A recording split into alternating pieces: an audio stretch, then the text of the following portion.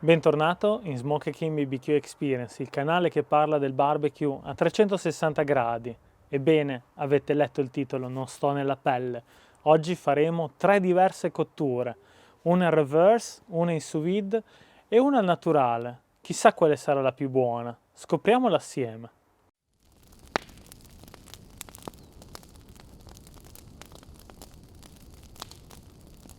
Ebbene sì ragazzi miei, oggi faremo 3 diverse cotture. Una di queste sarà in sous vide, una in reverse sear e l'altra è classica, per cui per monitorare utilizzeremo i probe della meter così che tutti siano esattamente alla stessa temperatura nel cuore. Ovviamente per rendere questa comparison più equa possibile non metterò alcun rub, se non magari dopo, più tardi, per un gusto personale, per finire e mangiarmela. Ma durante tutta la procedura non metterò né sale né pepe, così che quando farò il test finale di assaggio sia tutto quanto equo.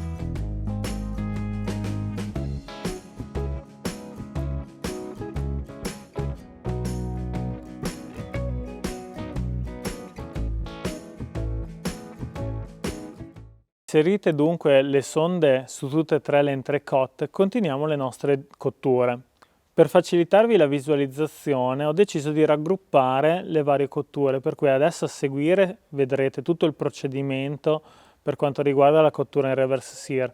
A seguire ci sarà quella in sous vide e qui da questa barra potrete praticamente andare attraverso i vari capitoli o comunque guardarli in descrizione. Ho preparato una ciminiera a 3/4 e quando i carboni saranno belli iridescenti li collochiamo al centro del kettle, così intanto lo facciamo preriscaldare. Mettiamo anche la griglia.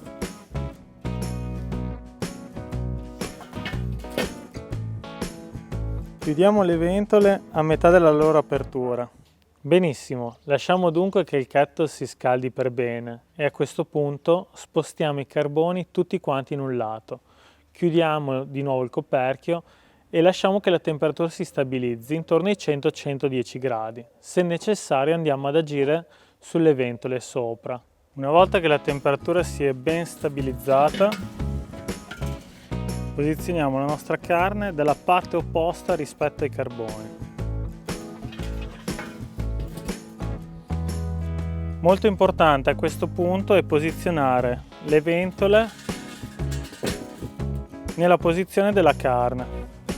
Una volta raggiunti 55 gradi è il momento di prelevare il nostro reverse sear. Lasciamo che la carne riposi prima di terminare la cottura.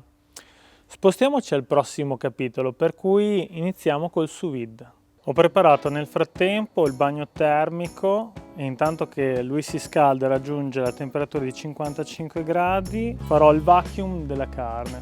Raggiunta la temperatura desiderata di 55 gradi immergiamo la nostra carne.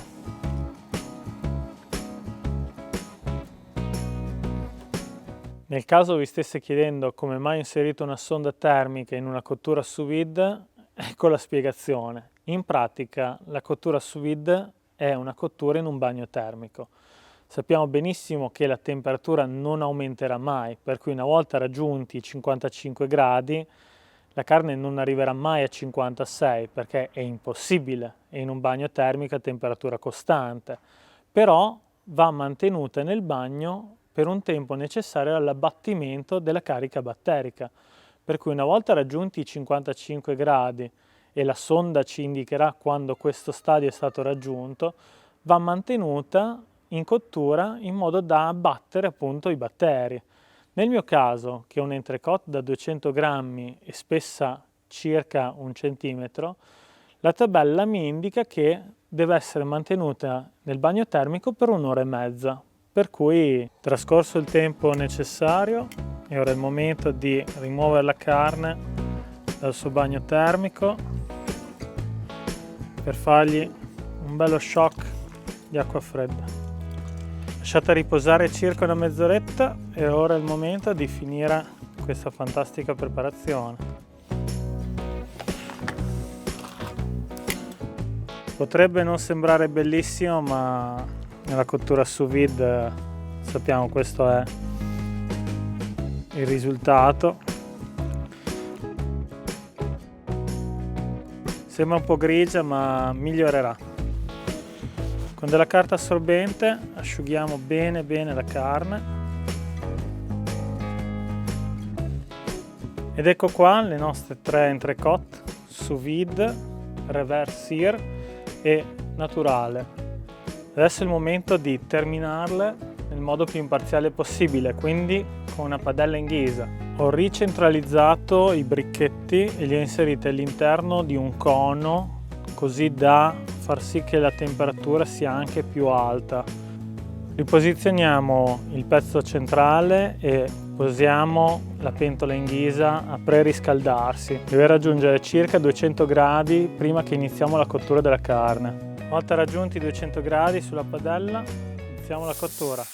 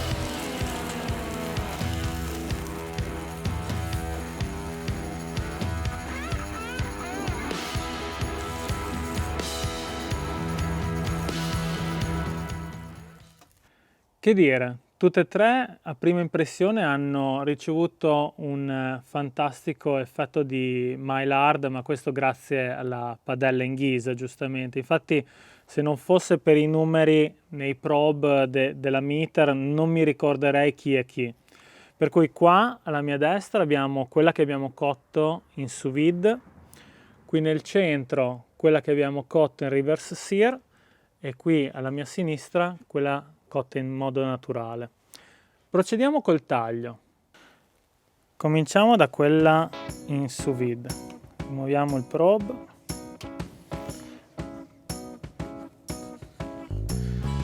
Vediamo che è venuta cotta perfettamente. Questo perché nel sous vide la carne rimane in un bagno termico. È morbidissima e non vedo l'ora di assaggiarla.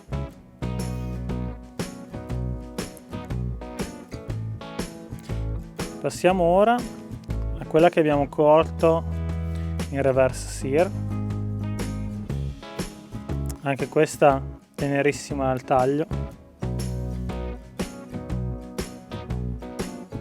Anche questa cotta fino al centro. Vediamo leggermente rispetto a quella cotta in sous vide che c'è un anello grigio, ma questo è dovuto al metodo di cottura.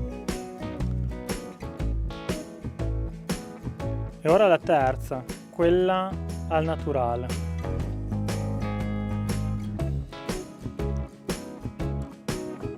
La morbidezza non è stata intaccata dalla cottura, ma quello che possiamo vedere è che l'anello grigio è molto più presente in questa cottura, ma non vedo l'ora di assaggiarle tutte e tre.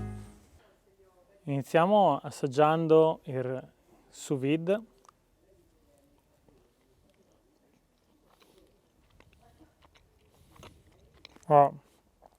Inizio che la carne è rimasta tenerissima, succosissima, incredibile. Adesso proviamo la reverse sear.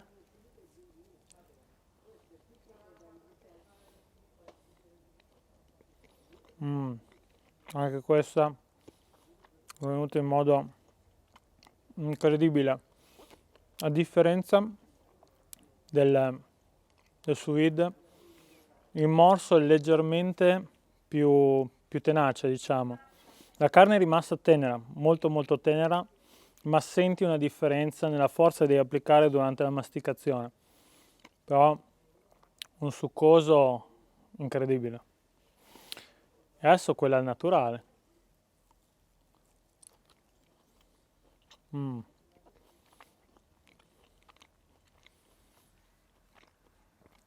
Naturale è un gusto classico. È un evergreen, è sempre buona il naturale. Però se devo dare una scala di sapori, indubbiamente il sous vide si mette al 9 come voto su 10, è incredibile. Come abbiamo detto, per essere più equi possibile, non ho messo né sale né pepe, che avrebbero potuto valorizzare maggiormente il sapore della carne. Per cui così al naturale, solo sous vide, è un 9 su 10. Metterei un voto 7, 7,5 per quanto riguarda reverse sear, perché rimane molto morbida, molto succosa, ma come dicevo quella piccola tenacità durante la masticazione si sente, specialmente se uno passa da sous vide a reverse sear. Se avessi solo mangiato il reverse sear e classica, avrei detto che la reverse sear sarebbe stata la più tenera delle due. Questo ci porta alla classica, all'evergreen, è un 6, 6,5, molto buona, molto gustosa, per cui è sempre da provare. Se questo video ti è piaciuto, metti un bel like e iscriviti al canale per non perderti i prossimi video che usciranno. Se hai qualsiasi dubbio o hai qualche commento o suggerimento, puoi mettermelo tranquillamente tra i commenti, io li leggo tutti. E fino alla prossima, griglia con passione.